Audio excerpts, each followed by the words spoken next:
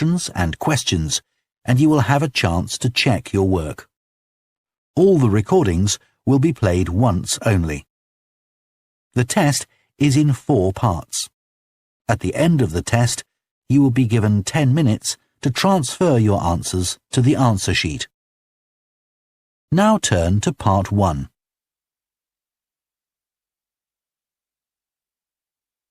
Part 1. You will hear a man phoning the owner of a holiday cottage. First, you have some time to look at questions 1 to 6.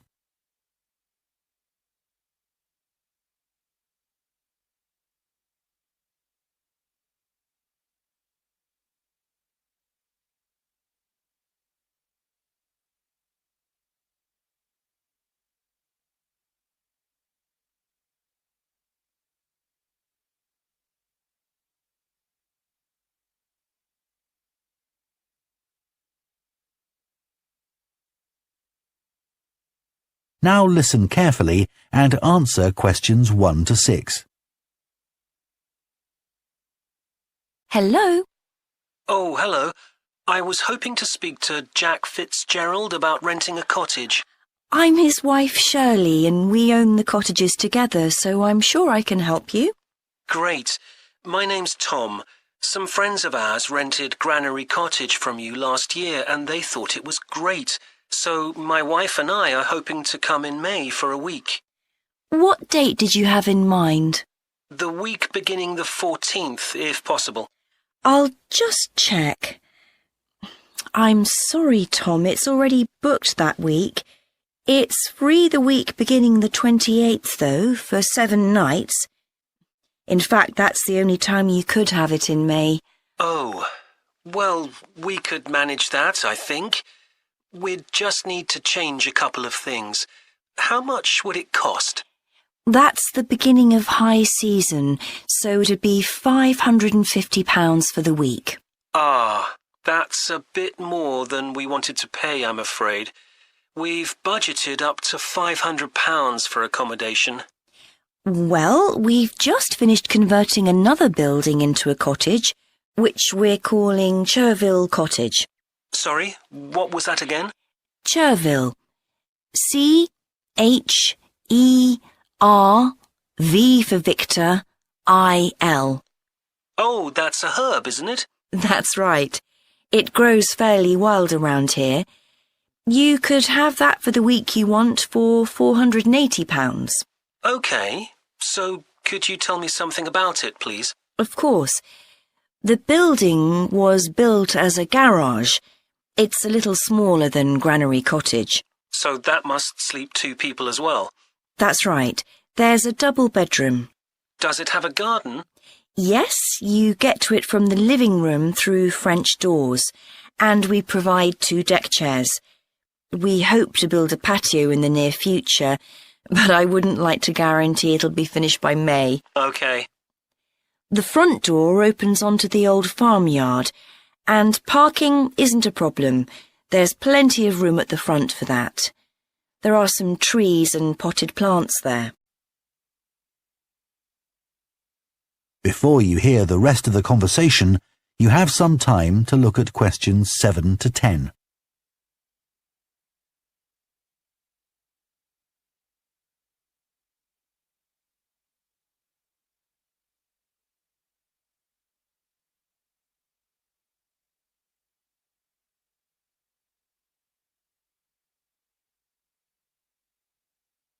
Now listen and answer questions 7 to 10.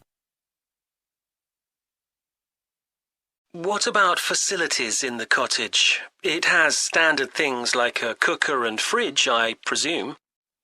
In the kitchen area, there's a fridge freezer, and we've just put in an electric cooker. Is there a washing machine? Yes. There's also a TV in the living room, which plays DVDs too. The bathroom is too small for a bath, so there's a shower instead. I think a lot of people prefer that nowadays anyway. It's more environmentally friendly, isn't it? Unless you spend half the day in it. Exactly. What about heating? It sometimes gets quite cool at that time of year. There's central heating, and if you want to light a fire, There's a stove. We can provide all the wood you need for it.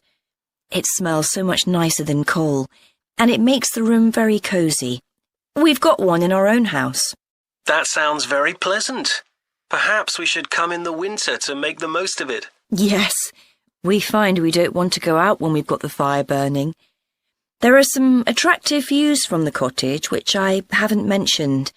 There's a famous stone bridge. It's one of the oldest in the region, and you can see it from the living room. It isn't far away. The bedroom window looks in the opposite direction and has a lovely view of the hills and the monument at the top. Well, that all sounds perfect. I'd like to book it, please. Would you want a deposit?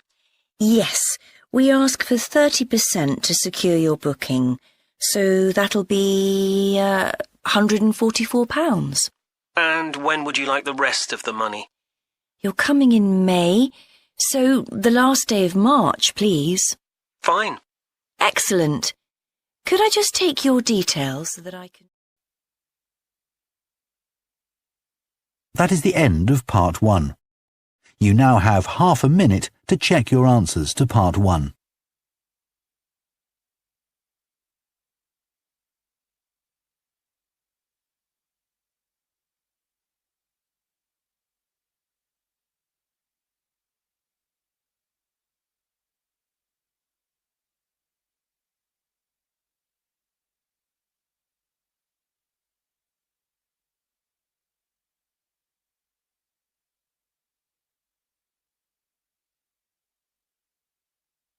Part 2. You will hear a town councillor reporting on the local transport network and a recreation facility. First, you have some time to look at questions 11 to 14.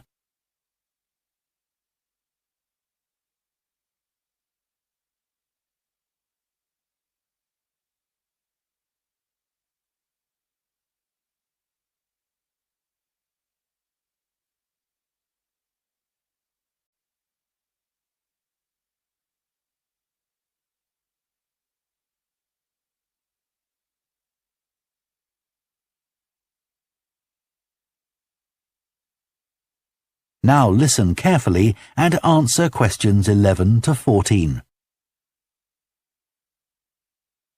Right, next on the agenda we have traffic and highways. Councillor Thornton. Thank you. Well, we now have the results of the survey carried out last month about traffic and road transport in the town. People were generally satisfied with the state of the roads. There were 1 or 2 complaints about potholes, which will be addressed, but a significant number of people complained about the increasing number of heavy vehicles using our local roads to avoid traffic elsewhere. We'd expected more complaints by commuters about the reduction in the train service, but it doesn't seem to have affected people too much.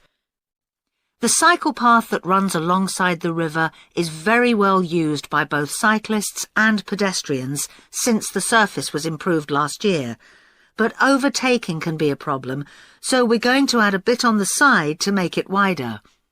At some stage, we'd like to extend the path so that it goes all the way through the town, but that won't be happening in the immediate future. The plans to have a pedestrian crossing next to the post office have unfortunately had to be put on hold for the time being. We'd budgeted for this to be done this financial year, but then there were rumours that the post office was going to move, which would have meant there wasn't really a need for a crossing. Now they've confirmed that they're staying where they are, but the Highways Department have told us that it would be dangerous to have a pedestrian crossing where we'd originally planned it, as there's a bend in the road there, so that'll need some more thought. On Station Road, near the station and level crossing, drivers can face quite long waits if the level crossing's closed, and we've now got signs up requesting them not to leave their engines running at that time. This means pedestrians waiting on the pavement to cross the railway line don't have to breathe in car fumes. We've had some problems with cyclists leaving their bikes chained to the railings outside the ticket office, but the station has agreed to provide bike racks there. Before you hear the rest of the talk, You have some time to look at questions 15 to 20.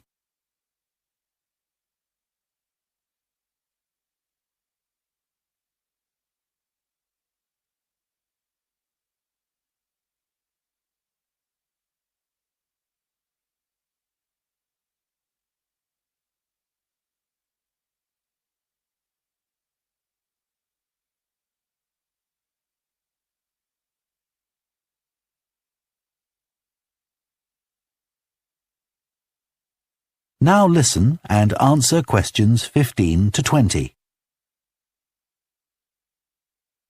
So next on the agenda is proposals for improvements to the recreation ground. Councillor Thornton again. Well, since we managed to extend the recreation ground, we've spent some time talking to local people about how it could be made a more attractive and useful space.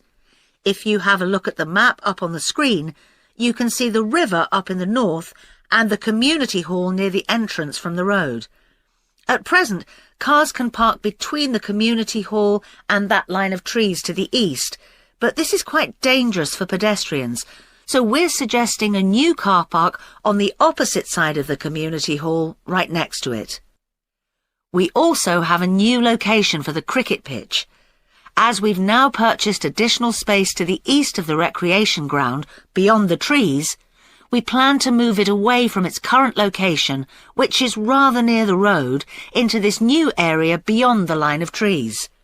This means there's less danger of stray balls hitting cars or pedestrians.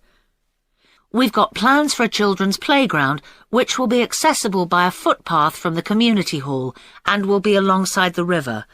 We'd originally thought of having it close to the road, but we think this will be a more attractive location. The skateboard ramp is very popular with both younger and older children.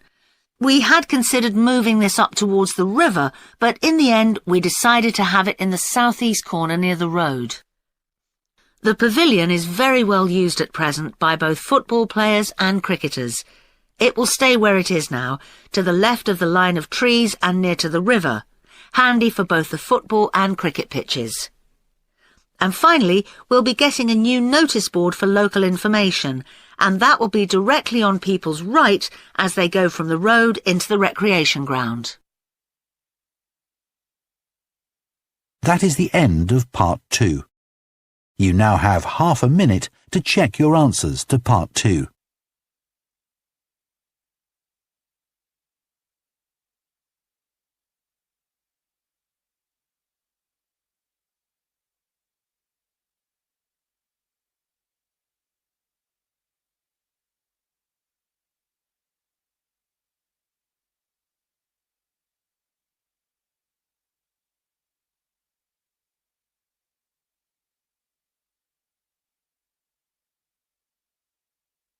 Part 3.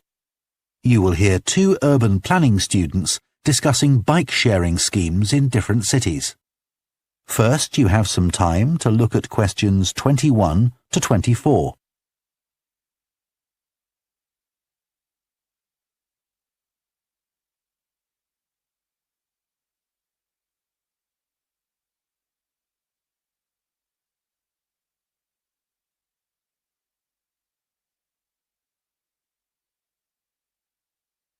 Now listen carefully and answer questions 21 to 24.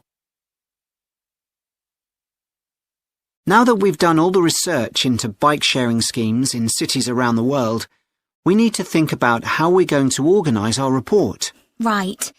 I think we should start by talking about the benefits. I mean, it's great that so many cities have introduced these schemes where anyone can pick up a bike from dozens of different locations and hire it for a few hours. It makes riding a bike very convenient for people. Yes, but the costs can add up, and that puts people on low incomes off in some places. I suppose so.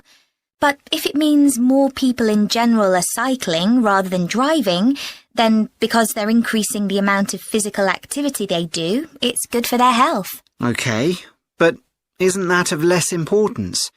I mean, doesn't the impact of reduced emissions on air pollution have a more significant effect on people's health? Certainly in some cities, bike sharing has made a big contribution to that, and also helped to cut the number of cars on the road significantly. Which is the main point. Exactly. But I'd say it's had less of an impact on noise pollution because there are still loads of buses and lorries around. Right. Shall we quickly discuss the recommendations we're going to make? In order to ensure bike sharing schemes are successful? Yes. OK. Well, while I think it's nice to have really state-of-the-art bikes with things like GPS, I wouldn't say they're absolutely necessary. But some technical things are really important, like a fully functional app, so people can make payments and book bikes easily. Places which haven't invested in that have really struggled. Good point. Some people say there shouldn't be competing companies offering separate bike-sharing schemes, but in some really big cities, competition's beneficial. And anyway, one company might not be able to manage the whole thing. Right. Deciding how much to invest is a big question. Cities which have opened loads of new bike lanes at the same time as introducing bike-sharing schemes have generally been more successful. But there are examples of successful schemes where this hasn't happened. What does matter, though, is having a big publicity campaign. Definitely. If people don't know how to use the scheme, or don't understand its benefits, they won't use it. People need a lot of persuasion to stop using their cars. Before you hear the rest of the discussion, you have some time to look at questions 25 to 30.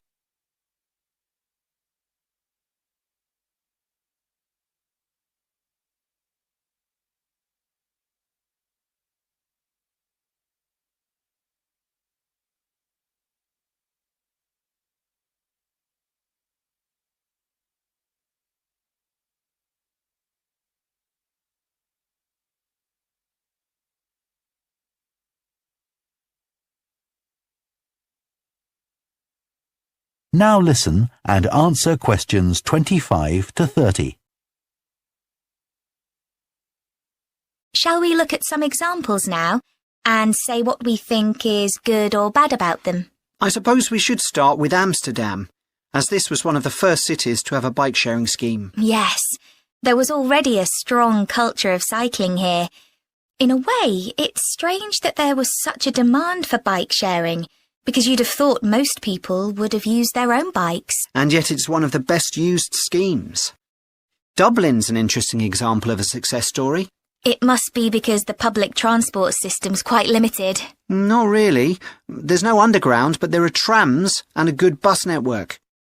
I'd say price has a lot to do with it. It's one of the cheapest schemes in Europe to join. But the buses are really slow. Anyway, the weather certainly can't be a factor. No, definitely not. The London scheme's been quite successful. Yes, it's been a really good thing for the city. The bikes are popular and the whole system is well maintained, but it isn't expanding quickly enough. Basically, not enough's been spent on increasing the number of cycle lanes. Hopefully that'll change. Yes. Now, what about outside Europe? Well, bike-sharing schemes have taken off in places like Buenos Aires. They built a huge network of cycle lanes to support the introduction of the scheme there, didn't they? It attracted huge numbers of cyclists where previously there were hardly any. An example of good planning. Absolutely. New York is a good example of how not to introduce a scheme. When they launched it, it was more than 10 times the price of most other schemes. More than it costs to take a taxi. Crazy. I think the organisers lacked vision and ambition there. I think so too. Sydney would be a good example to use. I would have expected it to have grown pretty quickly here. Yes. I can't quite work out why it hasn't been an instant success like some of the others. It's a shame, really. I know. OK, so now we've thought about all those... That is the end of part 3. You now have half a minute to check your answers to part 3.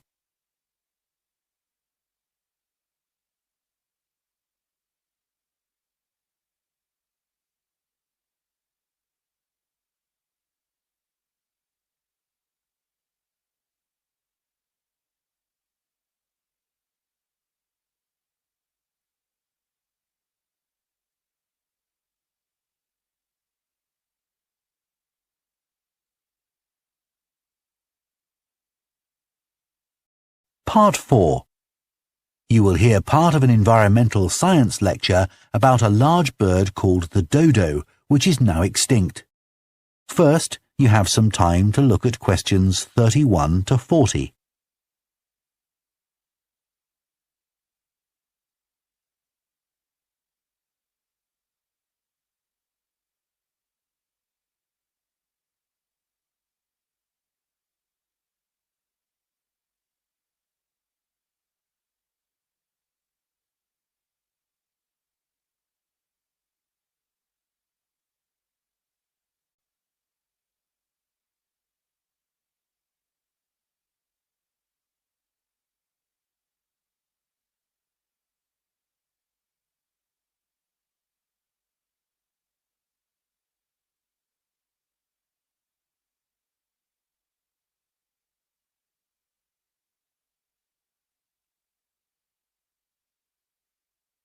Now listen carefully and answer questions 31 to 40.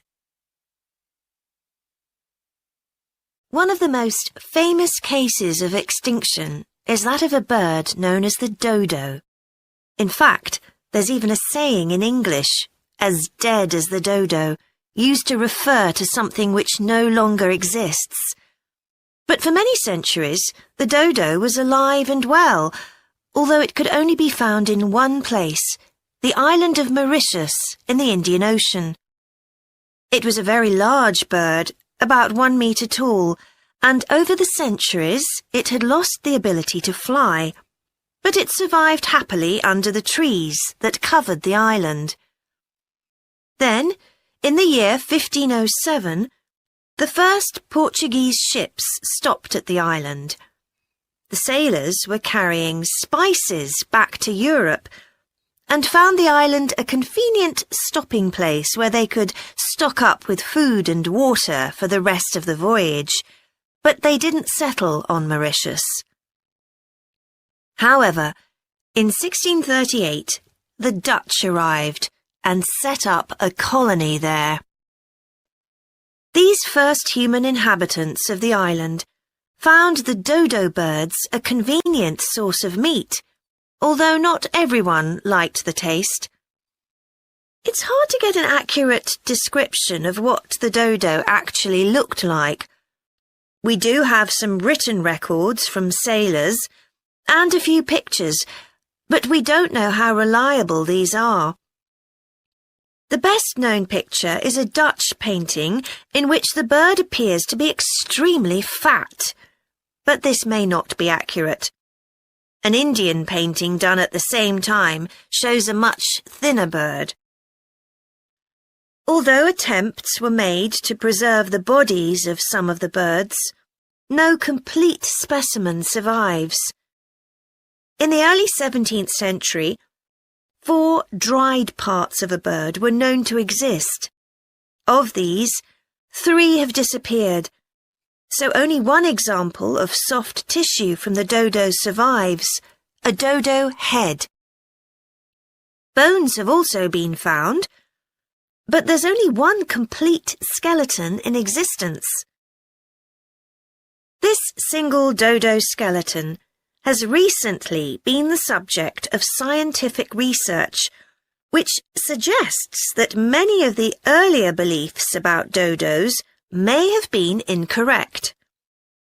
For example, early accounts of the birds mention how slow and clumsy it was, but scientists now believe the bird's strong knee joints would have made it capable of movement which was not slow, but actually quite fast. In fact, one 17th century sailor wrote that he found the birds hard to catch. It's true that the dodo's small wings wouldn't have allowed it to leave the ground, but the scientists suggest that these were probably employed for balance while going over uneven ground. Another group of scientists carried out analysis of the dodo's skull. They found that the reports of the lack of intelligence of the dodo were not borne out by their research, which suggested the bird's brain was not small, but average in size. In fact, in relation to its body size, it was similar to that of the pigeon, which is known to be a highly intelligent bird. The researchers also found that the structure of the bird's skull suggested that one sense which was particularly well developed was that of smell.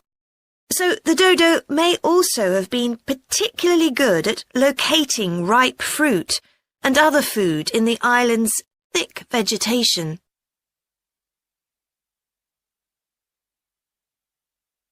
So it looks as if the dodo was better able to survive and defend itself than was originally believed.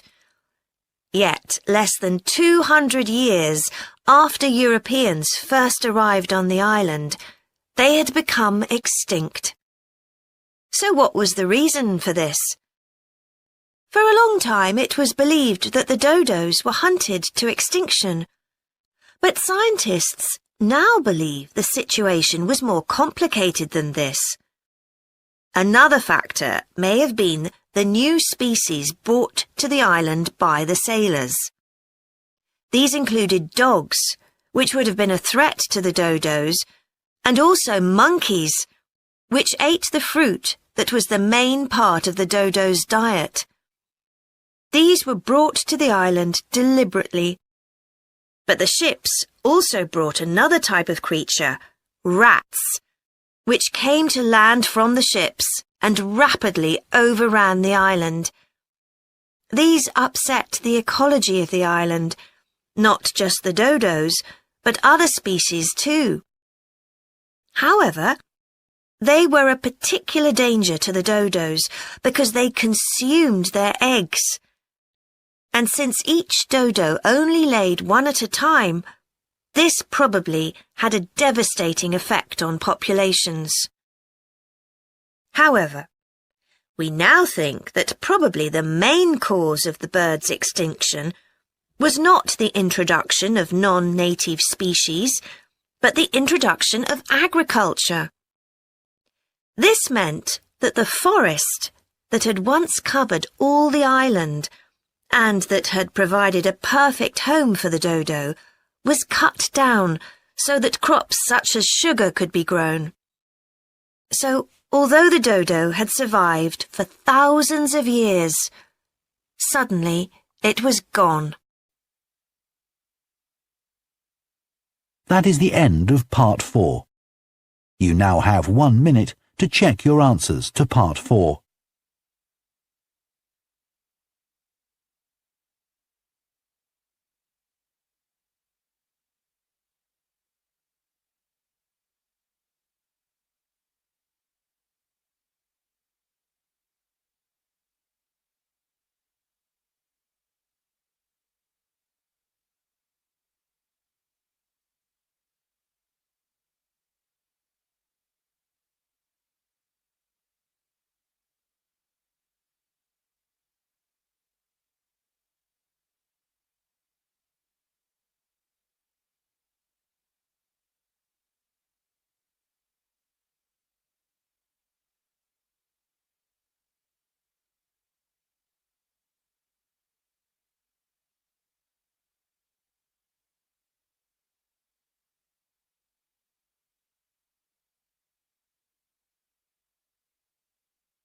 That is the end of the listening test.